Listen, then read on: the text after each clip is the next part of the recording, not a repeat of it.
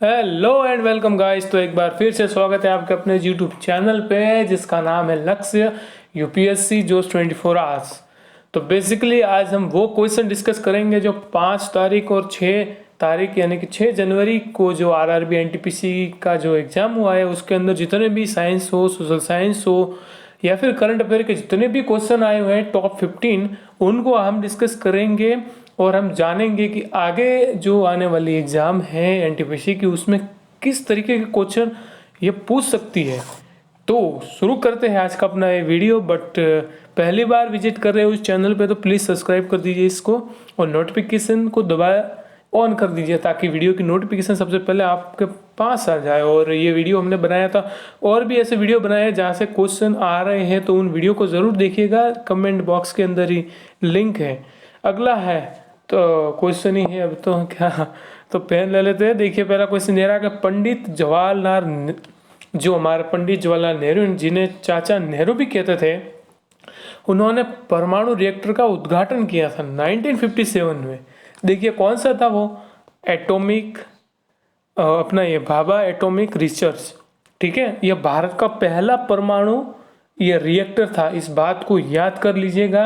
और पंडित जवाहरलाल नेहरू जो है वो भारत के पहले प्राइम मिनिस्टर थे और सबसे लंबे कार्यकाल तक ये प्राइम मिनिस्टर रहे थे। समथिंग 12 साल तक ये जो है शायद आई थिंक 12 साल तक जो है भारत के प्राइम मिनिस्टर रहे थे कांग्रेस की तरफ से, ठीक है। तो भाभा एटॉमिक रिसर्च भारत का पहला परमाणु रिएक्टर था, 1957 में इसका उद्घाटन किया था और पंडित जवाहरलाल नेहरू जो है भारत के पहले प्राइम मिनिस्टर थे। देखिए अगला है कि राज्य पुनर्गठन आयोग कब आया। तो ये आया था दोस्तों 1953 के अंदर राज्य पुनर्गठन आयोग। क्योंकि जब इंडिया आज़ाद हुआ था तो हर कोई राज्य है जो कुछ चाहते थे कि हम अपना अलग देश बनाए, कुछ और चाहते थे तो उस टाइम पे राज्य पुनर्गठन आयोग आया था। बेसिकली इस बात को आप समझिए। अगला है कि बुद्धेश्वर मंदिर कहाँ पर स्थित है। तो देखिए ये है तमिलनाडु के अंदर। अब देखिए बुद्धेश्वर मंदिर तमिलनाडु के अंदर स्थित है और इसे जो है पेरू वुतेयार कोविलम, इस तरीके का एक और नाम है, पेरू वुतेयार कोविलम। और इसका निर्माण किसने कराया था। तो देखिए राजा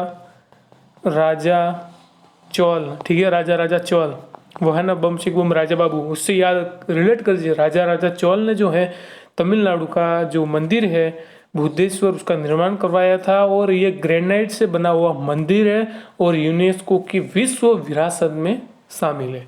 अगला, ये जितने भी जो महत्वपूर्ण मंदिर है जिनको घुमा घुमा के पूछता है उनकी एक लिस्ट है। देखिए सूर्य मंदिर जिसे ब्लैक पकोड़ा कहते हैं, बुद्धेश्वर मंदिर वर्ल्ड हेरिटेज साइट में है। फिर अपना ये गांगे कोडा लोचीश्वर मंदिर है, ये भी वर्ल्ड हेरिटेज में। चैनकेश्वर मंदिर कहाँ पर है, बेंगलुरु में है। सूर्य मंदिर कर्नाटक कोणार्क उड़ीसा के अंदर है। तो ये महत्वपूर्ण मंदिरों की लिस्ट है, उनको एक बार आप अपने दिमाग में जरूर यानी कि देख लीजिएगा। बेसिकली देखिए अगला है कि international dance day disco dancer कब होता है। तो 29 अप्रैल को जो है वो इंटरनेशनल डांस डे मनाया जाता है। अगला है कि न्यूरॉन न्यूरॉन के किस हिस्से में सूचना, ठीक है, न्यूरॉन का वो कौन सा भाग है जहाँ पर जो हमारा जो सूचना है वो स्टोर होती है। तो डेंड्राइट। जैसे कि हमने किसी भी गर्म स्थान पे हाथ रखा तो एकदम पता नहीं सेकंड का कौन सा भाग होता है उससे जो है अपना हाथ पीछे ले लेते हैं। तो वो किस कहाँ पर स्टोर होती है, तो वो होती है डेंड्राइड में। वो डेंड्रप नहीं है, बाल वाला, ठीक है। अगला है कि स्टमक में कौन सा एसिड पाया जाता है। तो वो है HCl। अब देखिए HCl यानी कि हाइड्रोक्लोरिक एसिड। जैसे कि हमने खाने में कुछ बैक्टीरिया चले गई तो वो पेट में जाकर तांडव ना करे, इसलिए ये एसिड होता है और उन बैक्टीरिया को ये धो देता है ताकि हमें कोई इन्फेक्शन वगैरह ना हो, ठीक है। तो स्टमक में कौन सा एसिड है, तो HCl हाइड्रोक्लोरिक एसिड। अब देखिए कुछ महत्वपूर्ण बातें हैं। देखिए अगर पूछ ले आपसे कि जो मिक्स ग्लैंड, ठीक है, मिक्स ग्लैंड यानी कि बताइए यानी कि जो मिक्स ग्लैंड किसे कहते हैं। तो वो कहते हैं पेनक्रियास को यानी कि अग्नाशय को। क्योंकि अग्नाशय जो है हार्मोन भी निकालती है और अपना ये एंजाइम भी निकालती है।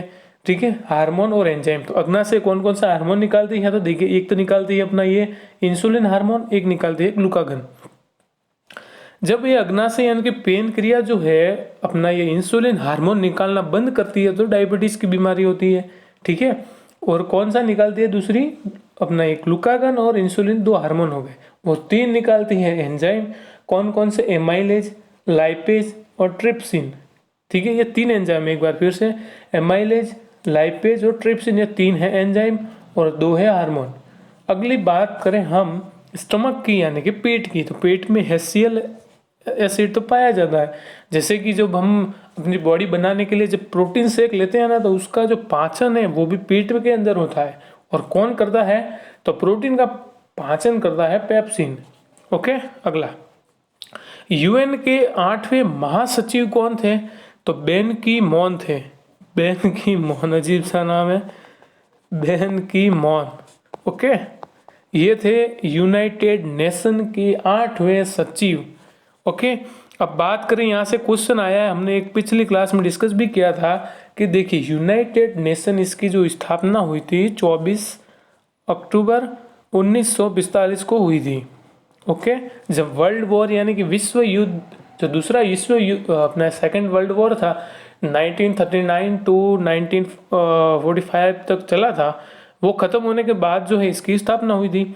इसके अंदर 5 तो है स्थायी सदस्य, 10 है अस्थायी सदस्य। अगर स्थायी सदस्य की बात करें हम, तो चाइना है, रसिया है, UK है, अपना ये USA है और अपना फ्रांस। ये तो है 5 स्थायी सदस्य और 10 होते हैं अस्थायी सदस्य, यानी कि जिनका चुनाव होता है। तो भारत उसमें से एक है। क्वेश्चन आया था कि बताइए कि कौन सा जो है वो यूनाइटेड नेशन का अस्थायी सदस्य है। तो अस्थायी सदस्य को रटना नहीं है, सिंपल याद रखना है, भारत का जो चुनाव हुआ है यूनाइटेड नेशन में, ठीक है, अस्थायी सदस्य के रूप में। और बात करें हम स्थायी सदस्य की, तो चाइना, रशिया, UK, US और अपना फ्रांस ये स्थायी सदस्य है। अगली बात करें कि अब वर्तमान में यूनाइटेड नेशन के महासचिव यानी कि सेक्रेटरी जनरल कौन है? तो एंटोनियो गुटेरस जो है यूनाइटेड नेशन के जो वर्तमान में महासचिव है। अगला है कि लोकसभा की सदस्यता के लिए न्यूनतम आयु कितनी है? 25 साल है। देखिए, लोकसभा के लिए 25 साल चाहिए, राज्यसभा के लिए हमें चाहिए 30 साल, और प्राइम मिनिस्टर बनने के लिए कितनी एज चाहिए? 25 साल, और राष्ट्रपति बनने के लिए आपको जो एज है वो चाहिए 35 ईयर, और गवर्नर बनने यानी कि राज्यपाल बनने के लिए भी कितनी उम्र चाहिए? 35 साल।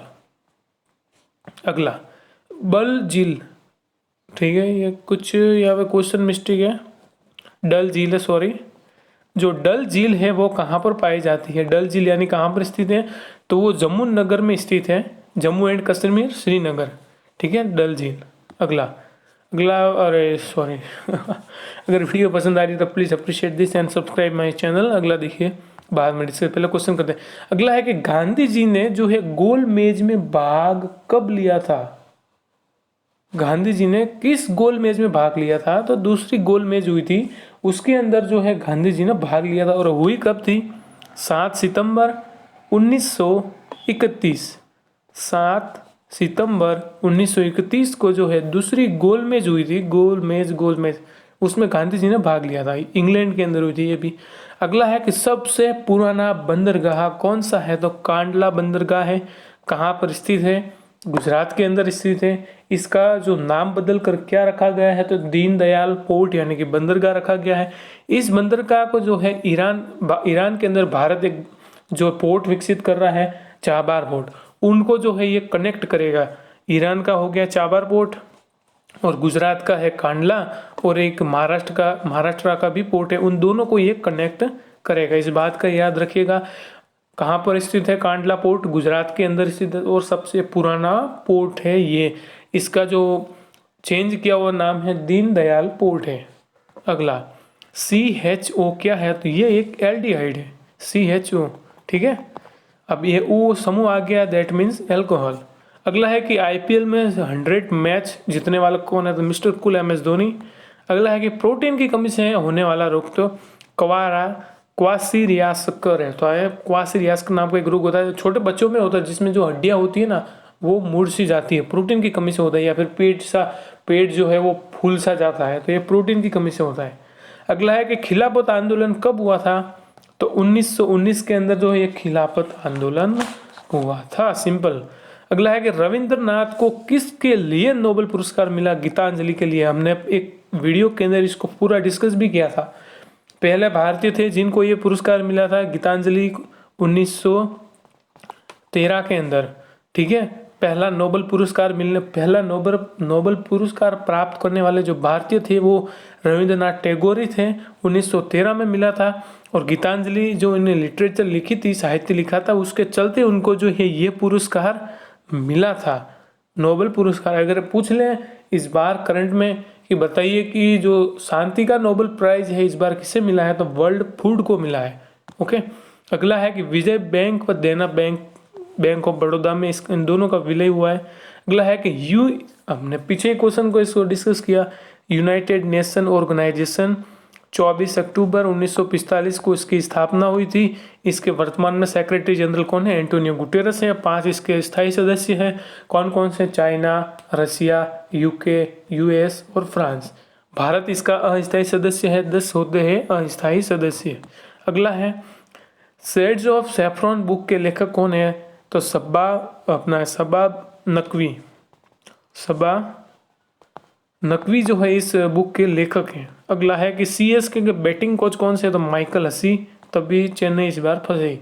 यूरेनियम का भंडार आंध्र प्रदेश, ओके। अब जो देखिए, अगर पूछ ले क्वेश्चन के अंदर सबसे ज्यादा यूरेनियम कहाँ पाया जाता है, तो ऑस्ट्रेलिया के अंदर। अगर भारत में पूछ ले तो कहाँ पाया जाता है, तो आंध्र प्रदेश के अंदर यूरेनियम का भंडार है।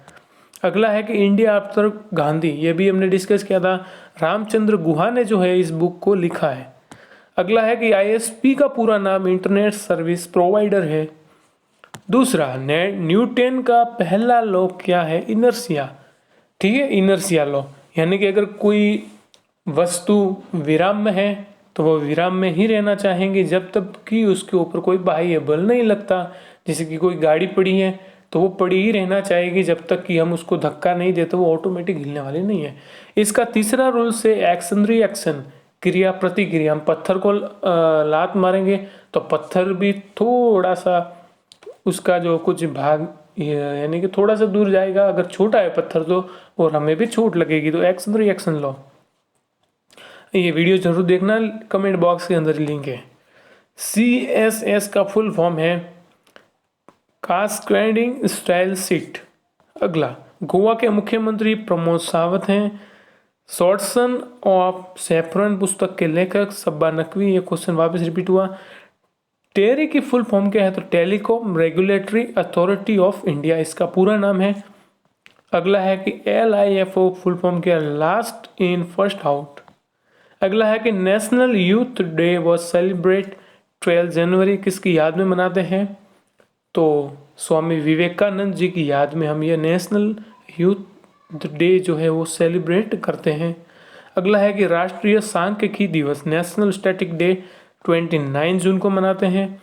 ढोला सादिया पुल का नाम किसके नाम पर रखा है, तो भूपेंद्र हजारिका के नाम पर जो है ढोला सादिया पुल का रखा। कमेंट में आप बताइएगा कि ये किस राज्य के अंदर है। अगला है कि ब्लड डोनर डे 14 जून को ब्लड डोनर डे मनाता है। ऐसा कौन सा रक्त समूह है जो किसी से भी ब्लड ले सकता है, तो वो है AB पॉजिटिव। ऐसा कौन सा ब्लड समूह है जो किसी को भी ब्लड दे सकता है, तो O। भारत का सबसे पुराना बांध कल्लनी बांध है, कमेंट में बताओ किस राज्य में है ये। FTP का पूरा नाम क्या है, फाइल ट्रांसफर प्रोटोकॉल, FTP। 2020 का नोबेल पुरस्कार किसे मिला है शांति के लिए, तो वर्ल्ड फूड प्रोग्राम। महाराष्ट्र के राज्यपाल भगत सिंह कोश्यारी। ला लीगा के ब्रांड एम्बेसडर कौन है, तो रोहित शर्मा है। अगला ये भी रिपीट, नीला थोता किसे कहते हैं, CuSO4, ठीक है, CuSO4 को नीला थोता कहते हैं, इसे तूतिया भी कहते हैं, ओके। अगला है फोर्स का मात्रक न्यूटन। अगला है बुझा हुआ चूना, बुझा हुआ चूना क्या है, CaOH, ठीक है, इसको कहते हैं बुझा हुआ चूना। अगर पूछ ले कि बिना बुझा हुआ चूना, तो वो है CaO। अगर पूछ ले कि चूने के अंदर जो दुधिया रंग होता है वो किसके कारण होता है, तो जब हम CaO ओके। और इसके अंदर जब हम कार्बन डाइऑक्साइड गैस प्रवाहित करते हैं तो जो चूने का रंग है वो थोड़ा दुधिया सा हो जाता है। अगला है कि पहला नोबेल पुरस्कार विजेता कोनर्ड रोनेटजन है। कोनर्ड रोनेटजन। और पहला इंडियन कौन थे? तो रविंद्रनाथ टैगोर 1913। संगाई महोत्सव मणिपुर।